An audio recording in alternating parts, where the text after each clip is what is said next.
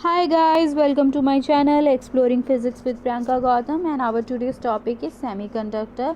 And in this video we're going to understand the meaning of semiconductor and its different type.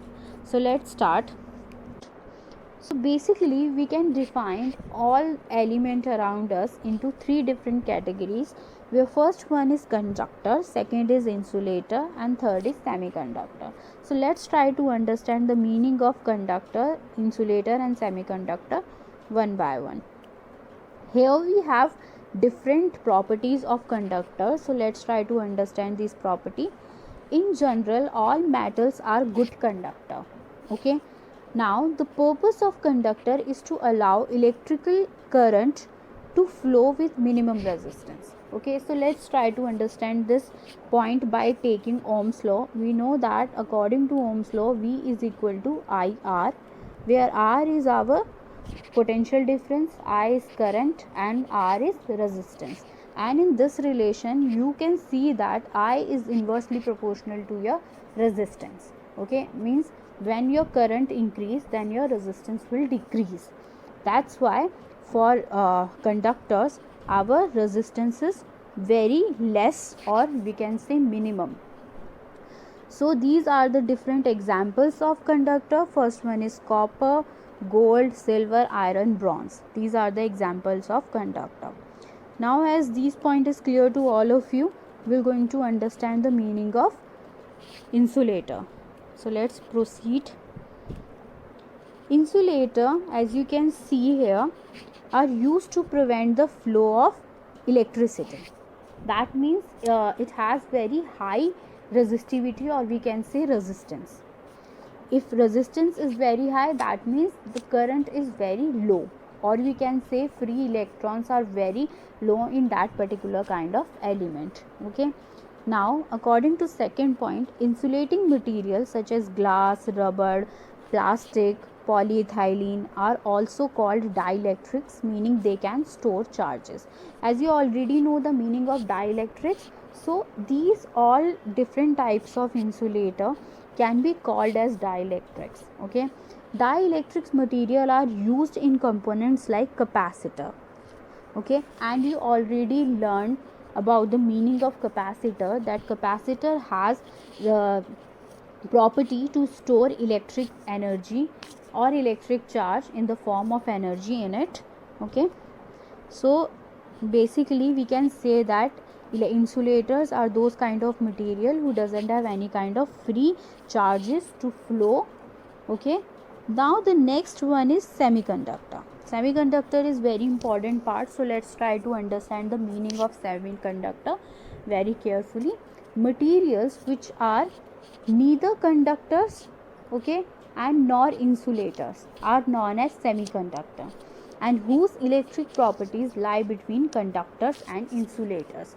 Okay, so basically semiconductors are not act as conductor, neither they act as insulator. Their properties are lie in between. That means they are not very good conductor. They don't have very high free electron for the flow of electron. Okay, and neither they have very high resistivity. Okay, so the properties lie between your conductor and insulator. Now what is the application of semiconductor? Okay, so basically it is used in components like transistors are the main application, or transistor is the main application of semiconductor. Now we're going to see some examples of semiconductor. Basically silicon and germanium are very common example of semiconductor. These are the elements we are talking about. Now we're going to see some components. These are the different components of semiconductor. Okay, component is basically more than two elements. Okay, now we're going to understand the properties of semiconductor in a more detailed manner. So let's try to understand. Now here we have diagram of silicon. As we know that total number of electron present in a semiconductor in silicon is 14. Okay, now here we have configuration for silicon. In center we have a nucleus, and in first orbit, as you can see here, these yellow balls are basically for your electrons. Okay, so as we have 2 electrons in first orbit, now in second orbit we have 8 electrons, and in last, which is known as valence band, okay, and valence orbit, we have basically 4 free electrons for their movement. So this is the most important, or we can say most common example of silicon. I hope this diagram is clear to all of you. This is the orbital diagram of silicon, which is defined as semiconductors. Now let's try to understand the different types of semiconductor. Here we have two types of semiconductor, where first one is defined as intrinsic semiconductor and the second one is defined as extrinsic semiconductor. Now try to understand the meaning of intrinsic semiconductor. Intrinsic semiconductors are pure conductors, okay, they don't have any kind of impurity in it. No impurities are added in these conductor. And the second point is the number of free electrons in the conduction band is equal to the number of hole in the valence band. Okay, so let's try to understand this point. As we know that in our outermost shell, in our previous diagram, we had 4 electrons in our valence band, and we know that we need 4 more electrons to complete that octet. So that means hole is basically for the free space in outermost shell, okay, which is 4.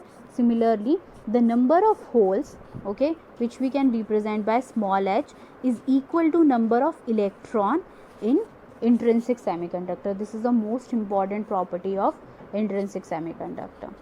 Now the third point is conductivity of these conductors is low, okay, they are not very high conduction, they don't have any high conduction power, okay. The next one is electrical conductivity is a function of temperature alone, okay. Temperature plays important role in semiconductor.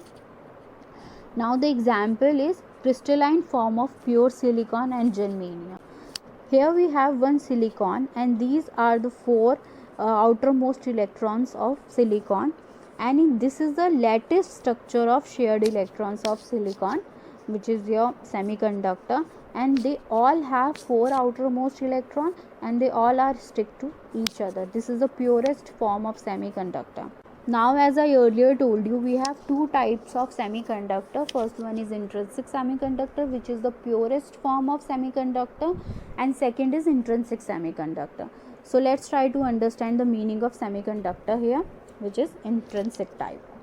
An intrinsic semiconductor is a semiconductor that has been doped, or we can say in this type of semiconductor we add some kind of impurity in it to increase the conductivity power, that is into which a doping agent has been introduced, giving it different electrical properties than the intrinsic semiconductor. So extrinsic semiconductor is more useful or more powerful than intrinsic semiconductor, because we can interchange the properties of semiconductor by adding impurity in it. Okay, so let's try to understand the second point. The number of electrons and holes are not equal, okay, because of impurity the number of holes and number of electron are not equal in this particular type of semiconductor. There is excess of electron in the n type semiconductor and excess of holes in p type semiconductor. So basically in extrinsic semiconductor they are further divided into 2 types. One is known as n type and second is known as p type semiconductor. Here n is for electron, okay, and p is for proton. So electrical conductivity is high for extrinsic semiconductor as compared to intrinsic semiconductor. And the fourth point is electrical conductivity depend upon temperature as well as on the amount of impurity doping in the pure semiconductor. So that means conductivity is not entirely depend upon the temperature for extrinsic semiconductor, it is also depends upon the impurity we added for a particular semiconductor. So these are the different examples of now the most important question is, why do we need to add impurity in semiconductor? So basically the answer is improving conduction by doping. we can increase the conductivity by adding some kind of impurity in our semiconductor. So let's try to understand this point. Doping involves adding dopant atom to an intrinsic semiconductor to make semiconductor better conductors. Add impurities, which is known as dopants, to contribute extra electron or extra holes. That means according to our application or according to our purposes, we can change the properties of semiconductor according to our need. That's why extrinsic semiconductor is very important type of semiconductor. And the next point is dominant carrier concentration in an extrinsic semiconductor, classify it as either an n-type and p-type. Okay, so in intrinsic semiconductor we don't have any kind of p and n-type semiconductor, but in extrinsic semiconductor we have two different types of semiconductor, where n-type is electron rich semiconductor and p-type is hole rich semiconductor. So here we have further classification of n-type and p-type. Elements with 5 outer electron contribute to an extra electron to the lattice, okay, which is also known as donor dopants, and the 3 outer electron accept an atom from the silicon, which is known as acceptor dopant. Okay, in next video we are going to understand the meaning of n-type and p-type semiconductor with a proper definition and formulas. Okay, hope these points are clear to all of you guys. Subscribe to my channel if you haven't yet. Have a good day everyone.